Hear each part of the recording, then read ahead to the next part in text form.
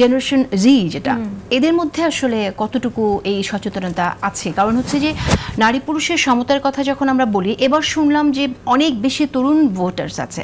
তো এই তরুণ ভোটার্সরা কি আসলে কনসার্ন যে নারী পুরুষের সমতার জায়গা থেকে তাদের একটা ভূমিকা থাকতে হবে? কারণ আমরা তো দেখলাম যে এবার এমন অনেক ক্যান্ডিডেটস এমনও অনেক ভোট পেয়েছে যেখানে প্রশ্ন জাগে তাহলে আসলে নারী পুরুষের সমতার বিষয়টা মানে আছে কিনা মানুষের এখানে চিন্তার আমার জায়গায়। হয়তো এটা আমার ডিফারেন্ট অবজারভেশন হতে পারে, বাট ওয়ার্ল্ড সিনারিওতে তো আমি কিছুটা কাছাকাছি পরিস্থিতি দেখলাম যে ওয়ার্ল্ড পলিটিক্সের মধ্যে যেভাবে করে রাইট উইংয়ের একটা উত্থান হচ্ছে, রাইট উইংয়ের বা প্রত্যেকটা পলিটিক্সেরই তো নিজস্ব একটা এজেন্ডা থাকে। তো রাইট উইং হিস্টোরিক্যালি তারা কিন্তু দেখা গেছে মেয়েদেরকে নানানভাবে উইমেন রাইটটাকে পার্টিকুলারলি তারা এক্সপ্লয়েট করেছে, এবং তারা দেখা যাচ্ছে ফিমেলদেরকে একটা সাবজেক্ট এমন একটা জায়গায় অবজেক্টিভ জায়গায় নিয়ে যাওয়ার একটা প্রবণতা সবসময় কিন্তু এখানে দক্ষিণপন্থী রাজনীতির মধ্যে ছিল।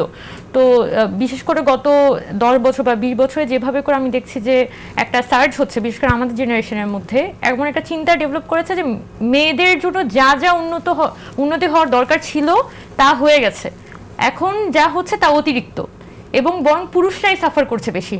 এটা হচ্ছে পুরুষ সমাজের মধ্যে একটা ধারণা আছে, এবং আবার বিপরীতে আরেকটা ধারণা যেটাকে আমি বলি মানে পুরুষের যে সুপিরিয়রিটি মাইন্ডসেট। সাউথ এশিয়ার মধ্যে তো আমি যেটা দেখলাম লাস্ট 10-20 ইয়ার্সে, আগেও ছিল, শাহরুখ খান আমার মনে আছে, মানে সরি সিনেমাতে চলে গেলাম, Shahrukh Khan I can remember যে ফার্স্ট মেল ছিল যে কিছুটা ফিমেলদের প্রতি একটা সহনশীল মেল আর কি। বাকি সব মেলরা তো খুবই সুপিরিয়র, খুবই একটা আলফা মেল ক্যারেক্টারিস্টিক্স নিয়ে আসলে সিনেমাগুলোতে থাকতো। সেই আলফা মেল ক্যারেক্টারিস্টিক্স কিন্তু লাস্ট 10-12 ইয়ার্সে আবার হিন্দি সিনেমাতে বা আমাদের মেইন স্ট্রিম সিনেমাগুলোতে ফেরত আসছে। আপনি যদি বাংলা সিনেমার ট্রেন্ডটা এখন খেয়াল করেন তাহলে খুব ভালো করে দেখবেন যে খুবই মাস্কুলাইন ছেলে থাকবে, মারতেছে, পিটতেছে, খুন করতেছে, এবং এটাই হচ্ছে যে মাস্কুলিনিটির একটা সংজ্ঞা হিসেবে কিন্তু রিস্টাবলিশ হচ্ছে। এবং এই গ্রুপগুলো দ্বারা আসলে কারা প্রভাবিত হয় এই সিনেমাগুলো দ্বারা? তো দেখবেন যে মানে শাকিব খানের ফ্যান বেস কারা, এটা যদি আপনি একটু খেয়াল করে দেখেন, বা আপনি যদি দক্ষিণী সিনেমাগুলোর দিকে তাকান তাহলে দেখবেন তাদের ফ্যান বেস কারা এটা। এবং ম্যাস যারা টিনেজার তাদের মধ্যে কিন্তু এই ধরনের হাইপার মাস্কুলিনিটির একটা খুবই ইনফ্লুয়েন্স তৈরি হয়েছে। এই গতকালকের একটা রিপোর্ট দেখছিলাম, আমি একটু আগেই তো বলছিলাম যে দ্য গার্ডিয়ানে একটা সার্ভে প্রকাশ করেছে, সেখানে জেনজি এবং বেবি বুমার্স মানে 1945 সালে যাদের জন্ম তাদের উপর, আর জেনজি যারা 2000 পরে যাদের জন্ম তাদের একটা সার্ভে করা হয়েছে, তুলনামূলক সার্ভে। তখন দেখা গেছে বেবি বুমারদের তুলনায় জেনজিরা অনেক বেশি কনজারভেটিভ ফিমেল স্বাধীনতার ক্ষেত্রে, এবং জেনজিরা মনে করে যে ফিমেলদের একটা পার্টিকুলার ওয়েতে চলা উচিত, তাদের খুব বেশি কথা বলা উচিত না, মেয়েদের আসলে মানে সন্তান লালন পালনের দায়িত্বটা মেয়েদেরই আসলে বেশি। পাশাপাশি দেখা যায় যে মেয়েদের চাকরি করলেও চাকরির পাশাপাশি ঘরটা সামলানো তার প্রধান দায়িত্ব।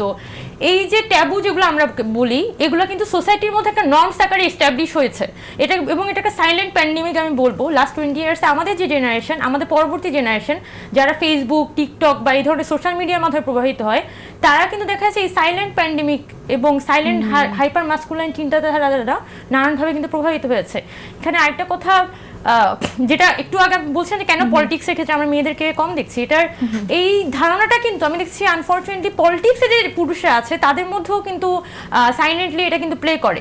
এবং বর্তমানে আমরা সবসময় দেখবেন যে একটু চিৎকার করে কথা বলা, সবসময় হচ্ছে গায়ের জোরে কথা বলা, সবসময় ঠেলাঠেলির উপর থাকা, সবসময় হচ্ছে যে মানে একটু আস্তে কথা বলা বা একটু হচ্ছে ভেবে চিন্তে কাজ করা মানেই যেন হচ্ছে যে আমি না যথেষ্ট কেপেবল না। আর যখন আমি গায়ের জোরে কথা বলবো, গায়ের রকটক ফুলিয়ে কথা বলবো, তখন হচ্ছে যে আমি যথেষ্ট মানে কেপেবল মানুষ, মানে কেপেবল নেতৃত্ব। এভাবে একটা জিনিস কিন্তু মোটামুটি লাস্ট 1.5-2 বছর আমি দেখেছি, লাস্ট 1.5-2 বছর খুবই আমাদের বিশেষ করে আমাদের পরবর্তী জেনারেশন আলফা তাদের মধ্যে কিন্তু এটা খুবই ক্রেজ হিসেবে এখন এস্টাবলিশড হচ্ছে, এবং এটা কিন্তু আমি একটা সাইন হিসেবেই দেখি। আপনি এতে যান ইউরোপের ক্ষেত্রেও কিন্তু এই যে টেন্ডেন্সিটা, অনেকে তো চার্লি পুক নামটা আমি ভুলে গেছি, সরি, ওরা কিন্তু খুবই যারা এই ধরনের হাইপার মাস্কুলাইন বিহেভিয়ারগুলোকে প্রমোট করতো, ওই ধরনের প্রচুর আইডল কিন্তু আসলে পুরুষ সমাজের মধ্যে আছে। এবং এবং ট্রাম্প তো খুবই সরাসরি হচ্ছে যে এদেরকে কি বলে এন্ডোর্স করেছে, এলন মাস্কার একদম সরাসরি এন্ডোর্স করেছে। এবং আমি মনে করি ওয়ার্ল্ড ইকোনমিটা আসলে এমন দিকে টার্ন হচ্ছে যেখানে পুরুষদেরকে তারা হাইপার মাস্কুলিনিটির দিকে টার্ন করছে, এবং নারীদের যে অধিকার বঞ্চনা, এই ধারণাটাই কিন্তু নানানভাবে আসলে আবার এক ধরনের টার্নিশ করার চেষ্টা করা হচ্ছে, যার কারণে সোশ্যাল ডিভাইডেশনটা যদি থাকে তাহলে এখানে প্লে করার সুযোগটা বেশি থাকবে। এবং মানে এটা আমি আমার একটা কথা বলছি আর কি, বাট ওভারঅল সামনের দিনে এই যে নারী আর পুরুষের মধ্যে যত বেশি আসলে ডিভাইডেশনটা ক্রিয়েট করে রাখা যাবে, পুরুষকে একটা ডিলিমার মধ্যে রাখা যাবে, তার মাস্কুলিনিটি নিয়ে সবসময় পুরুষ একটা দ্বিধাদ্বন্দ্বের মধ্যে থাকবে, তত বেশি কিন্তু সে নারীকে অধস্তন করে রাখতে চাইবে। আবার আরেকটা নারীও কিন্তু দেখা যায় সংসারের চাপে, সমাজের চাপে সে কিন্তু নিজেকে গুটিয়ে ফেলে।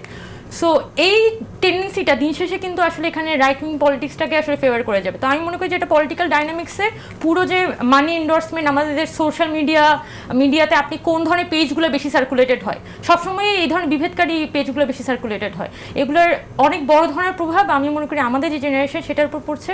আরেকটা কথা একদম শেষ বলে ফেলি, সেটা হচ্ছে আমাদের বাংলাদেশের প্রেক্ষিতে আমাদের সমস্যা হচ্ছে আমরা যথেষ্ট অ্যাসেস করার সুযোগটা পাইনি। কারণ লাস্ট 17 ইয়ার্স ধরে যেহেতু শেখ হাসিনা এবং আওয়ামী লীগ একটা সরকারই আসলে ছিল, এবং একটা গভর্নমেন্ট থাকার কারণে যেটা হয়েছে, আমাদের যে জেনারেশনটা তারা কিন্তু রাষ্ট্রীয় প্রসেসগুলো সম্পর্কে তারা আসলে অবগতই ছিল না।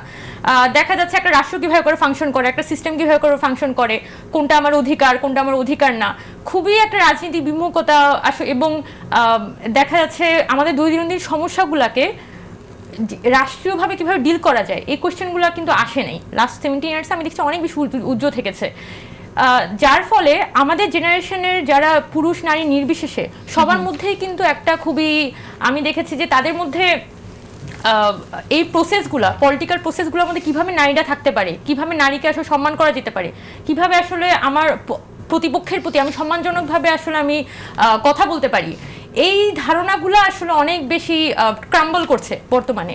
সো এই ধারাটাকে পুনরায় ফেরত আনা এবং পরস্পরের প্রতি একটা সম্মানজনক ধারাটা যদি হচ্ছে আমরা রাজনীতিতে ফেরত আনতে পারি, তাহলে আমি মনে করি যে অনেক নারীরা তারা কিন্তু স্বস্তি পাবে যে না, আমাদের পলিটিশিয়ানরা তারা মানে একটা রাইট মাইন্ডে বিহেভ করছে।